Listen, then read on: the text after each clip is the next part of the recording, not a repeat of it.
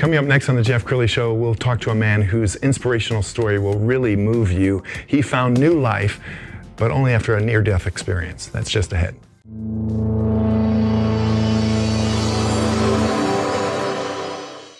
Many are predicting that the worst is yet to come, which is unfortunate, said one person here.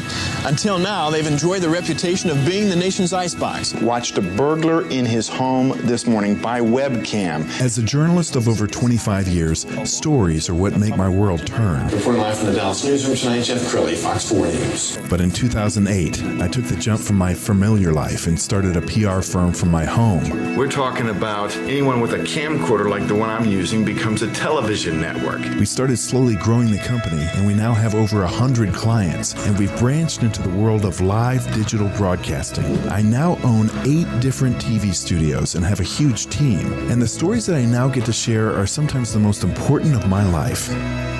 Life has a funny way of coming around full circle. This is the Jeff Crilley Show. So we've all had this experience. You go to mass, synagogue, temple, and there's one thing going on the weekends, Saturday and Sunday, and then you go to work on a different set of rules. It doesn't have to be a dog-eat-dog world out there. You can combine your faith and your business. A man who knows a little something about that, John Hill. He is the founder of the Good Contractors List. Thanks for coming on the show. Thank you so much for having me, Jeff. I really appreciate it. Absolutely, and it's because you've heard his ads on the radio for a decade now. John, I listen to you every morning. Thanks for coming on the show. We're going to talk a little bit about your story and how you got here, and how you don't have to live by 2 different sets of rules. You can combine your faith and your business, and they can be in alignment. Well, I said, God, I'd like to stay if that's okay with you. And I said, but I do actually have some conditions. And the first one was that I wanted to be remembered for doing something good, because at this point in my life, I really hadn't done anything of value in my mind. 2, I wanted to live every day, not just be alive. I never felt like I lived. I always was just trying to get by. And then 3, I wanted to touch as many people as I could while I was on the planet. All I could say was I felt an energy in the hospital room, still waiting for the cardiologist. I felt this energy that just consumed me, and it was almost like I felt God dancing. That's what it felt like. Like he was so excited that I made the right decision. None of those things were out of selfishness. I realized that if I was to stay here, I wouldn't stay in here for me, because I was ready to go. I was staying here for what I could do for others. And I knew I had a purpose. You know, I came home, and then within 6 months, God gave me this idea for the Good Contractors List. I'm not the right guy for it. I wouldn't pick me to do this job. But what's been amazing is that God has built this, and because of my lack, because of the things that I don't know, I can say God gets full glory for what He's done out of this. On that day, I was supposed to choose life or death. I thought I chose to live, but I actually chose to die that day. I died to who I was. I died to everything that I want out of life, and I took on His life that day. And He lives through me, and He's living through my business. And He's using my business as a platform so that I can reach others with a message of hope that Christ came not for selfish reasons, but to lay down His life so that He can live through us. How awesome is that we can share that? That's the day I died.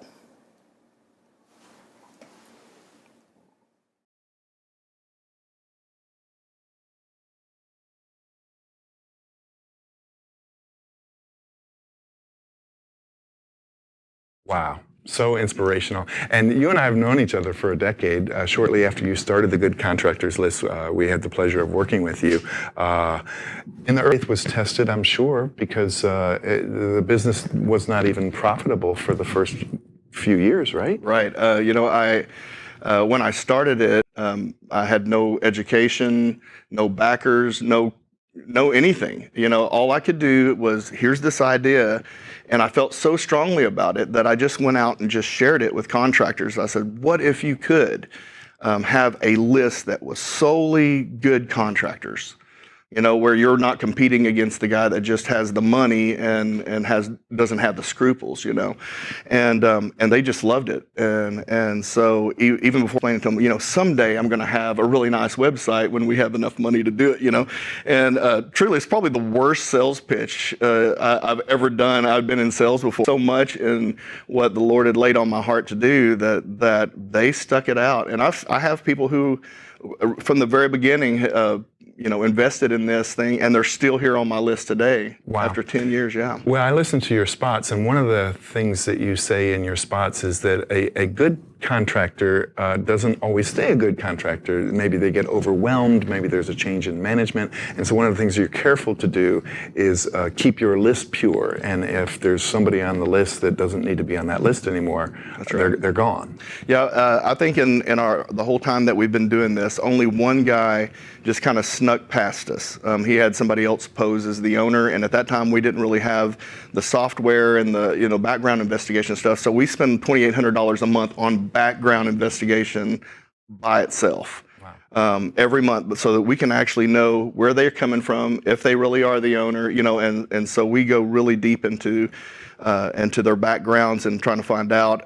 But the majority of the things that we've actually had to come out of pocket with, because we put a $10,000 guarantee on every job, every contractor does. So that's literally millions and millions of dollars. And we put a guarantee on that. But the thing that we've had to spend the most money on was when people bit off more than they could chew. They lost key players in their organization or whatever, and then they were trying to find new subs to do the work that the people that they knew were doing, and then they would just bomb a few of them, and then it was Yes. a lot of those guys can recuperate if they are really good, but man, that was one of the things that cost us a little bit of money. But we're always watching it, and we always call every homeowner that calls through our list. We call back every one of them, and so that we're always kind of keeping in check and make sure they're doing what they're supposed to do. I love that, because I think so many consumers, when they call a contractor, they're frightened. They don't know. They don't have a chance to vet like you guys do, and so it's comforting just to have one number to call. I want to talk about how you walk your talk, because we're both friends with the folks from Men's Encounter North, right? And we got a little video of you speaking. Tell us how you found this Men's Encounter group, and what your message is when you speak. Sure. Well, when on the radio, I have this thing called the Word of the Month, and so on all the radio stations, secular and Christian radio stations, we're putting out these little Christian messages. And my friend, this guy named Bet, was listening to the radio, and he's like, and God kind of quickened him, and he says, I need to contact this guy. And so he reaches out to me and reaches out to my office, and they said, there's this guy who wants to talk to you about God. I'm like, anytime, anytime that I'm open, anytime for that. And so he contacted me. He goes, hey, I'm putting together this thing where it's going to be all men, and we're going to be having an encounter on the weekends. Would love for you to come talk to us there. And I mean, right away the Lord quickened me, like I want you to get connected to this guy. I created a commercial for him so that we could really fill up those first few, and man, it was amazing. I've spoken on many topics there. And you have another ministry that needs some attention. My Home Church. Yeah, it's Find a House Church. Find a House Church. Okay, tell us more about that. Well, into 2018 and through 19, the Lord started speaking to me about moving the body of Christ outside the brick and mortar churches.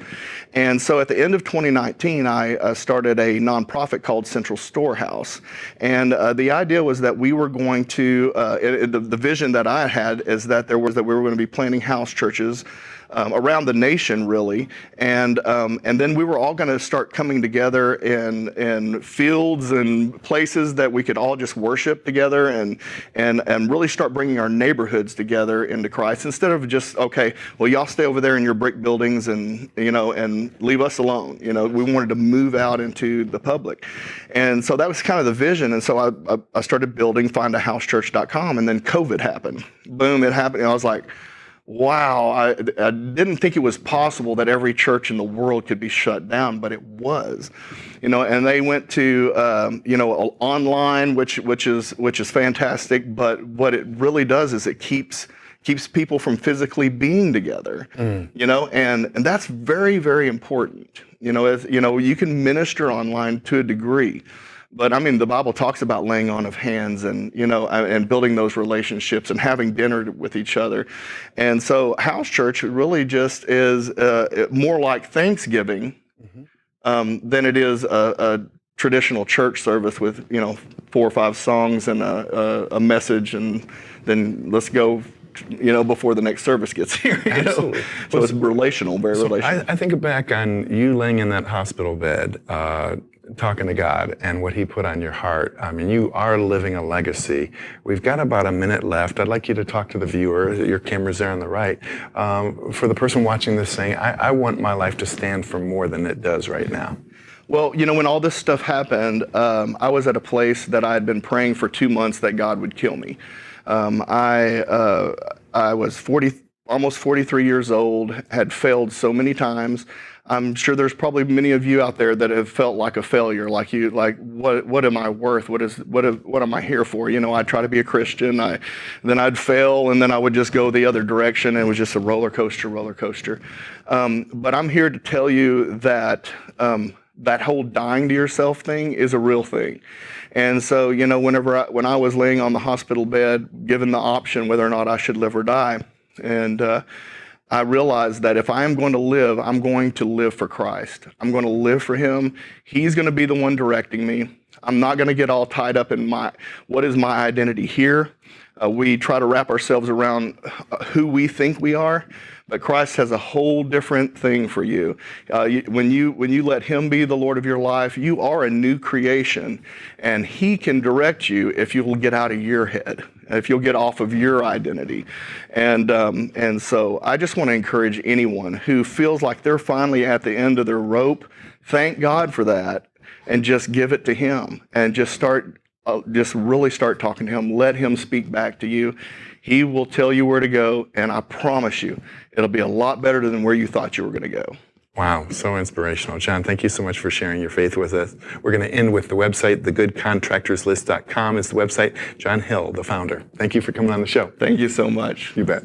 That's it for now. We'll see you next time. Thank